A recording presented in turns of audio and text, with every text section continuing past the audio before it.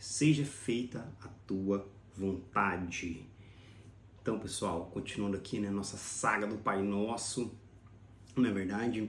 Seja feita a tua vontade.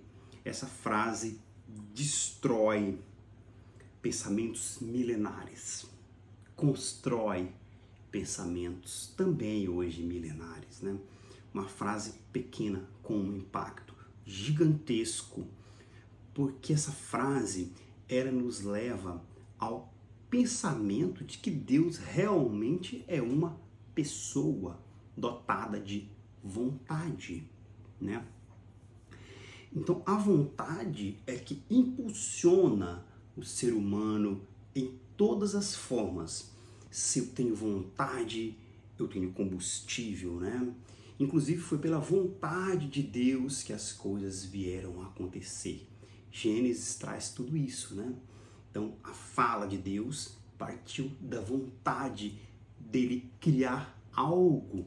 Então aquela solidão que Deus vivia nesse universo infinito do qual ele habita,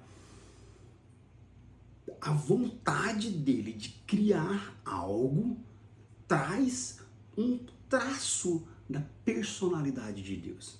Se é que podemos falar assim, partindo do princípio que Deus é uma pessoa, né? Então essa vontade de Deus de criar filhos, de criar herdeiros, né? De criar pessoas que por livre e espontânea vontade vão segui-lo, amá-lo, desejar estar com ele.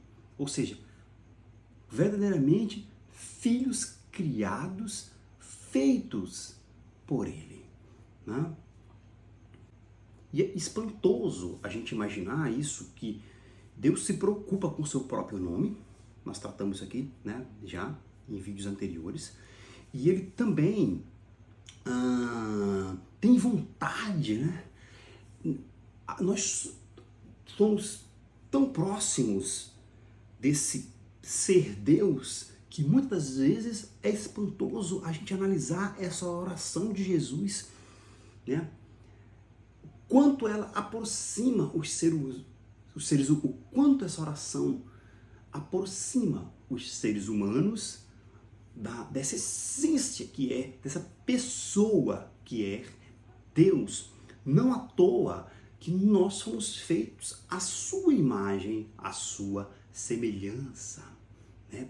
Isso até em questões psicológicas, ok? Só que nós estamos num momento extremamente limitado, né?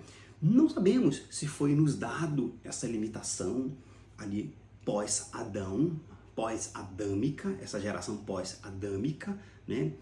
Que provavelmente foi, né? Adão, talvez, a gente vai aqui andar pelo caminho da conjectura. Adão estava em um corpo glorificado, era um corpo glorificado muito parecido com o de Jesus. A gente entende isso, né? Que o pecado, né, tirou isso de Adão, né? Muitos teólogos trabalham nessa linha, né? E ao Adão perder essa capacidade, né, divina, diminuir, Adão foi diminuído, né? A sua capacidade divina foi tirada. Primeiro que aconteceu com ele foi morte, né? Vai ter que passar pela morte, né? Então, o que nós notamos? Que a verdadeira criação de Deus era um ser muito próximo a ele, com capacidade de dominar tudo, dominar o mundo, dominar os animais, né? Dominar a natureza, se locomover talvez de uma forma assim extraordinária, da qual Jesus também fez isso, né? Aparecendo em lugares diferentes, né? Com distâncias diferentes. Talvez Adão tinha essa mesma capacidade. Então isso foi tirado de nós em algum momento, certo? Nós entendemos isso porque nesse pós-morte nosso, acreditamos que teremos um corpo glorificado, né? Elias e Enoque teve esse corpo glorificado sem passar pela morte. Deus quebrou essa regra dele ali, né? Deus é o dono da regra, ele quebra. Ele quebrou essa regra, né? Ali por um momento, regra dele, e quebra leis da física também, pois as leis das físicas estão submissas ao seu controle total, uma vez que foi ele quem criou essas leis. Um exemplo disso que nós temos é transformando água em vinho, né? Abrindo o mar, andando sobre o mar, quebra totalmente as leis físicas que nós temos humanas aqui, né? Mas na oração do Pai Nosso, nós deparamos com o seja feita a tua vontade. Mas que vontade é essa de um ser todo-poderoso, né? Qual é essa vontade? Vamos ver então. Antes vamos analisar esse termo, essa palavra vontade. Vontade é a capacidade do homem de gerir, de fazer, de administrar, de executar, de tirar do homem consciente, do homem psicológico, trazer para o homem biológico, né? E isso se torna algo palpável muitas das vezes, ou algo de fato. A vontade é algo que vai acontecer a partir desses meus comandos psicológicos que eu tenho, né? Comandos mentais, e eu transformo isso no meu dia a dia, né? Eu transformo essa vontade em algo. Olha só, seja feita a vontade de Deus. Ou seja, a vontade é o fruto de uma consciência de algo que pensa, certo? Ela nos tira desse momento, desse casulo psicológico, nos estimula, né?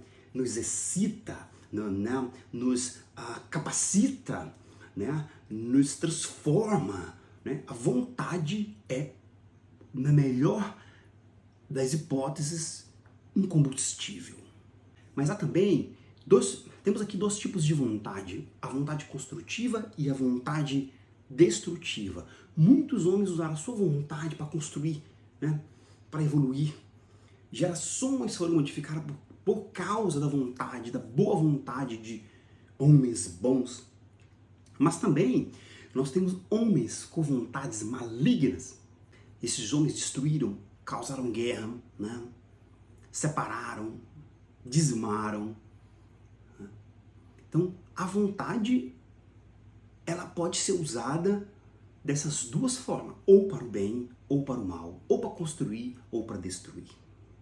Bons políticos podem transformar a história de um país, a história de uma sociedade. O mal político, ele destrói uma nação, mas em questão de pouco tempo, uma nação é dizimada, destruída, primeiro economicamente, depois vai socialmente, depois vai moralmente. A nação é destruída por homens de más vontades. Nós temos dois tipos de homem, né? Dentro de mim existe um homem psicológico, esse homem psíquico, esse homem que pensa, esse homem que é, vamos trazer aqui, espiritual, ok? E nós temos também aquele homem que é o homem biológico, a carne, né? Esse homem que precisa beber algo, né? Comer algo. Então nós temos uma guerra contínua entre dois homens, esses dois homens que habitam dentro de nós. Na verdade, Paulo fala sobre isso, né? O homem biológico, ele tem uma característica muito interessante também, que é a de sobreviver, né? É através dessa minha né? Dessa minha biologia, dessa máquina que eu sou, que eu luto pela minha sobrevivência. Né? Eu luto pelo alimento, eu luto pelo trabalho, na verdade. Agora, se eu quero construir algo a mais que isso, que é nada mais que a minha sobrevivência, aí é o homem psicológico que está falando mais alto, né? Se eu já tenho um carro, eu preciso ter o melhor. Aí é status, aí já eu vou entrar numa outra esfera. Mas olha só, essa fluência, essa mistura, né, entre os dois homens é que nos traz, né, a vida, que nos traz esse momento, né, que estamos aqui. É essa mistura, homem biológico, biologia, psicologia. Ou seja, a gente pode falar isso também de espírito, alma e corpo. Tá? Se um desses faltar, eu falto com a vida. Então, quando a gente volta para a oração do Pai Nosso, Jesus traz essa frase apóstrofica, referindo-se a Deus, seja feita a tua vontade. Só que quando a gente vai falar de Deus, a gente está falando de um Deus que não é bio, é um Deus que é psíquico, é um Deus que é psicológico, é um Deus que é espírito, é um Deus que é totalmente fora da biologia humana.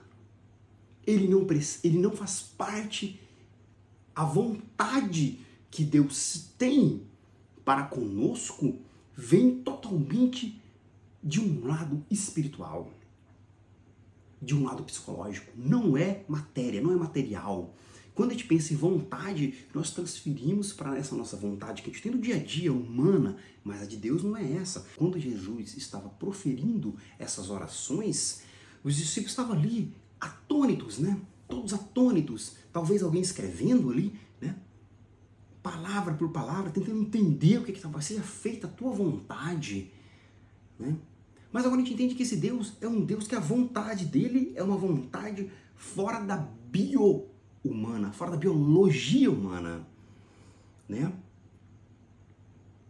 Ele não precisa de alimento, ele é eterno, ele não precisa de um corpo, ele está acima das leis físicas, da física, né? Então que vontade é essa desse ser grandioso? Que vontade? A vontade que Deus tem com a humanidade é tratando do nosso lado psíquico. Seja feita a tua vontade, assim na terra como no céu, indica que Deus tem uma personalidade extremamente complexa, né? Sofisticada. Não tem nada a ver com essa nossa aqui. Fora desse corpo biológico que nós temos, né? A vontade que Deus tem é tratar com esse homem, não com um homem psicológico, não com um homem, ou melhor, não com um homem biológico, né? Não com esse homem matéria. Jesus passou 3 anos aqui tentando explicar isso para os discípulos. O meu reino não é nesse mundo. O cafezinho tá forte. O meu reino não é nesse mundo, né? Eu vim para que tenham vida e vida com abundância. Ele vai ali, né? Judas se decepciona, né? Com ele, vende, porque ele não tem a ideia dele é que ele vai se livrar daquilo, talvez, vai saber o que passava na cabeça desse sujeito, né? Se era só poder financeiro ou nada, ou se era realmente para uma esperança de que Deus poderia fazer, Jesus poderia fazer uma libertação para aquele povo que vivia ali oprimido pelo Império Romano, né? Aí Jesus chega falando assim, olha, no meu reino o mais fraco é o mais importante que o mais poderoso, que o mais forte, né? Se tiver uma briga e você tomar um tapa, você tem que dar o outro rosto, o outro lado da sua face. Ele vem falando sobre o sal, né? Se o sal não tiver sabor, para que ele serve? Então o reino que Jesus vem propor nessa oração, né? No tempo que ele ficou na terra, a gente começa a entender que não tem nada a ver com biologia, né? Olha, a água que eu tenho para te dar, ela é muito mais importante. A gente vai chegar lá, a oração vai evoluir, né? Qual que é essa vontade que Deus tem? A vontade que ele tenta explícita na oração é em ter uma família. A oração está explícita para nós aqui. A vontade de ser um pai. Vontade de ter filhos. E ele vai até as últimas consequências para executar sua vontade.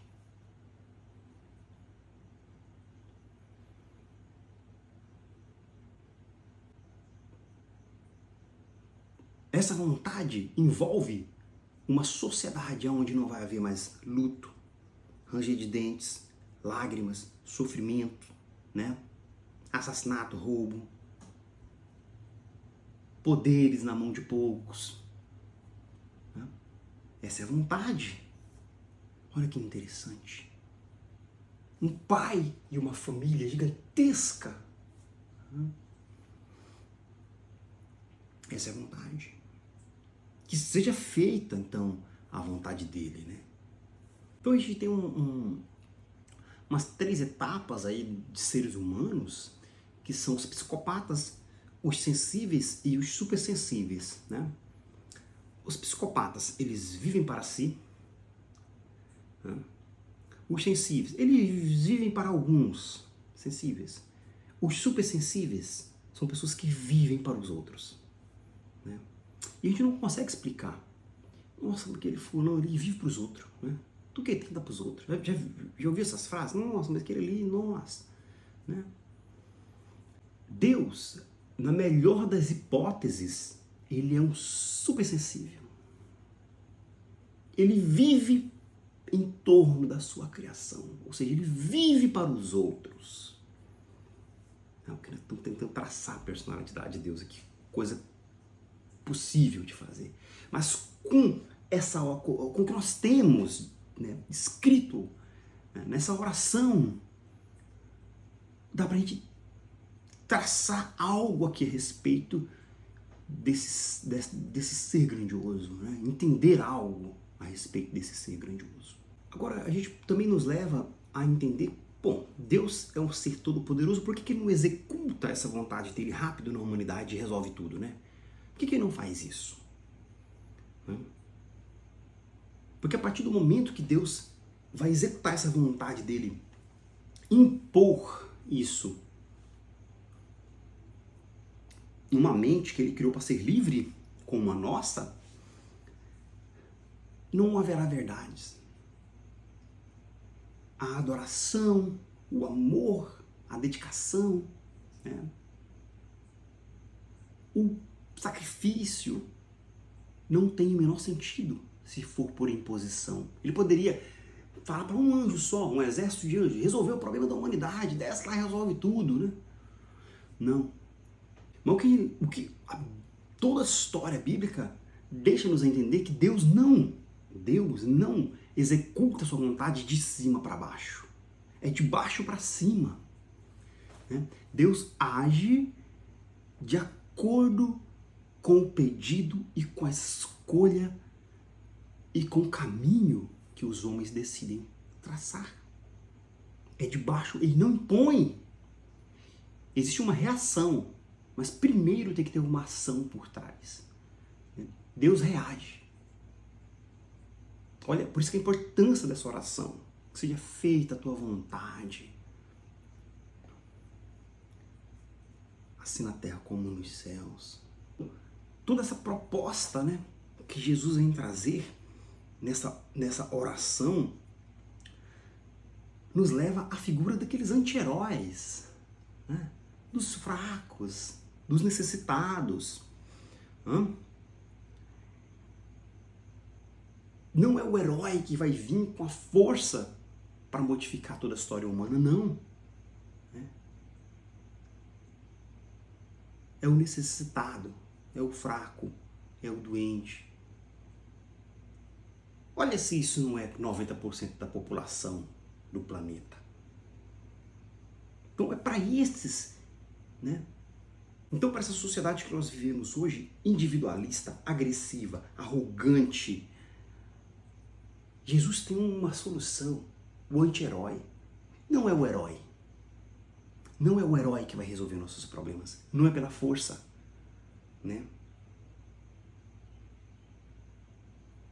É pelo espírito, é pelo poder do psicológico, do psique, do espírito.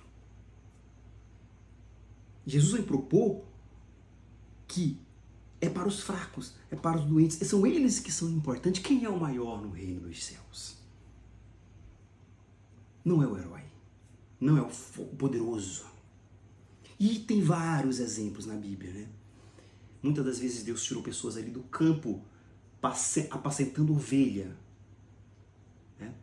E transformou ele em algo que a história da humanidade nunca vai parar de falar o nome dessa pessoa. A gente tem um exemplo de Davi, por exemplo, né? Moisés, entre todos que passaram ali pela Bíblia praticamente. Então a gente vê o exemplo disso, que o importante, essa vontade de Deus é feita para os pequeninos, né? Feita para os pequenos. Para a gente concluir aqui, a gente entende que o seja feito a tua vontade é um pai buscando intimidade com os filhos. Pai nosso que está nos céus, santificado seja o vosso nome, venha a nós o teu reino. Né? Então, a gente entende que o seja feita a tua vontade assim na terra como nos céus, nada mais é uma das coisas que mais aproxima o homem de Deus e Deus da sua criação, né? Então, Deus querendo executar uma vontade de pai sobre os homens, né? Muitos pais não têm a menor intimidade com seus filhos, não sabem o que o filho quer, né? O filho ganha uma certa idade, primeiro que o filho tenta dominar sobre o pai, né? Um menino hoje ganhou 15, 16, 17 anos, tem domínio total sobre o pai, não é verdade? Olha que aprendizado a gente tem nessa oração, seja feita a tua vontade. E não tem mais aquela troca. E Deus, a oração do Pai Nosso nos ensina que Deus procura intimidade com os homens. Né? Ele quer saber o que está acontecendo. Né? Uma oração está no imperativo, não é verdade? É uma grandiosidade, né? Sem tamanho. Né? Venha a nós o teu reino, seja feita a tua vontade, dai-nos o pão de cada dia. Né? Intimidade é essa que Deus traça entre homens e Ele nessa oração, não é verdade? Então é isso, gente, que a vontade que Deus tem sobre a humanidade possa fazer efeito em todos os nossos momentos, todas as nossas vidas, né? Basta a gente procurar essa intimidade, né? E saber qual que é a vontade dele.